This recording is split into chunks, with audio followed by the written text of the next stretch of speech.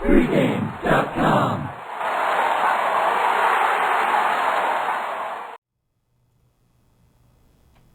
South Florida at Notre Dame, Saturday college football. Who do you like and why? I'm going to go with Notre Dame. I've got them winning this game by 14, and this is real simple. Coach Kelly, this is the second year at Notre Dame. We talked about it last year.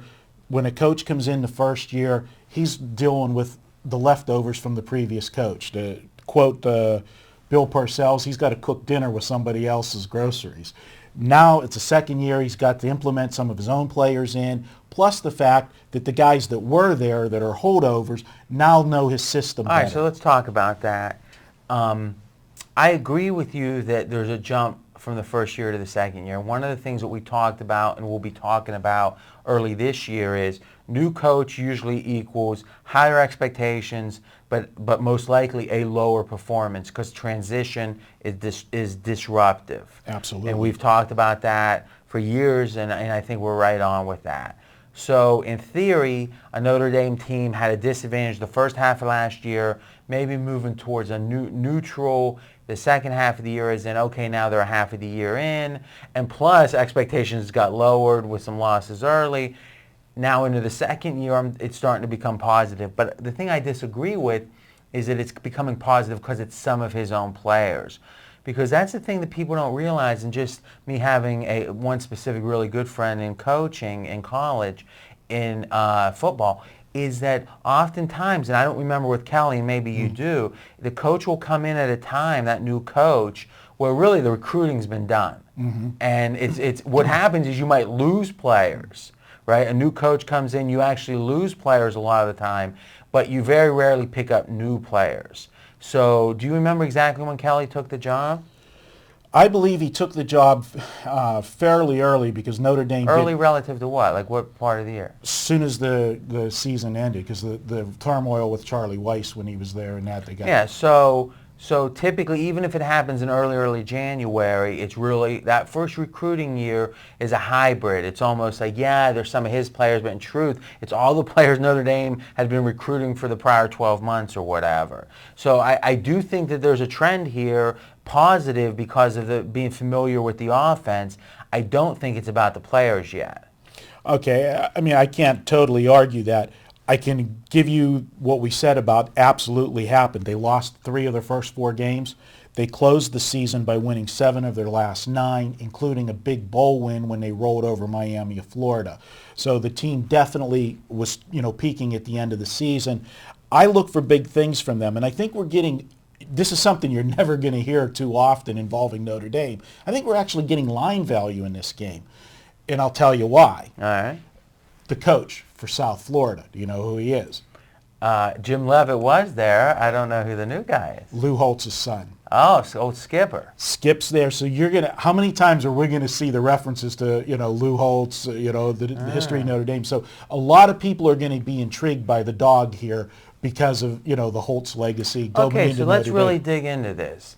If you say to me, in general, I think that Notre Dame's power ranking, let's be very specific, their power ranking maybe is a little underrated, where they're a little bit better than the computers think they are. Or maybe you can call it the computers, or you can call it an objective analysis. Mm-hmm. All right, so let's say that's true, and maybe you're right. We know that in general there's a premium on Notre Dame. So from the objective computer type analysis to the way the public bets them, there's a premium. I feel very skeptical that the undervaluation by the objective assessment is greater than the overvaluation by the public in the marqueedness factor. Let's just say for once, or in a rare occasion, that it's even. Because typically I just fade Notre Dame every chance I get. But now you still got to get 2.5 points of value somewhere. Where's the value coming from? It's certainly not they're that underrated. Maybe they're underrated by this much. Camera, please. This much. And maybe that the typical overvaluation by the public is this much, so it evens itself out. Now, where's the value coming from? I think the value is going to come. There's going to be a lot of people that are going to buy into the So this is 2.5 points of Skip Holtz. Not 2.5 points, but I still think there's enough value that Notre Dame's going to be slightly underrated coming into this season. You know, I just feel that they're better than people. Example, I happened to a friend of mine. But that's the thing. I said this and this. You think that the undervaluation by the objective measures is greater than the typical overvaluation of Notre Dame in general. I do. All right, so now that's a hell of a statement. So you're saying maybe a point there and a 1.5 for Skip. Yep. All right. You know, people love stories early in the season for sure, and there was probably no coach, you know, since you go all the way back, you know, to to the old days of Notre Dame, the glory years, that was more loved than Lou Holtz at Notre Dame. I mean, let's face it. Did you just watch Rudy?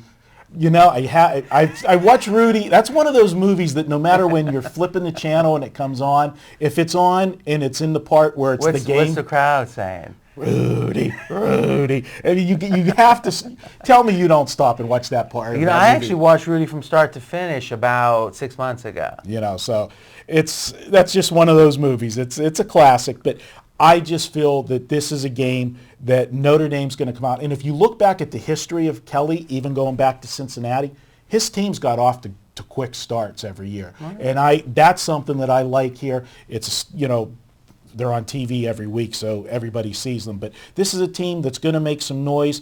Interesting, here in town, stations had them at 25-1 to win the national championship. I actually, on the way over here, one of my friends wanted to bet Notre Dame. He's actually from South Bend.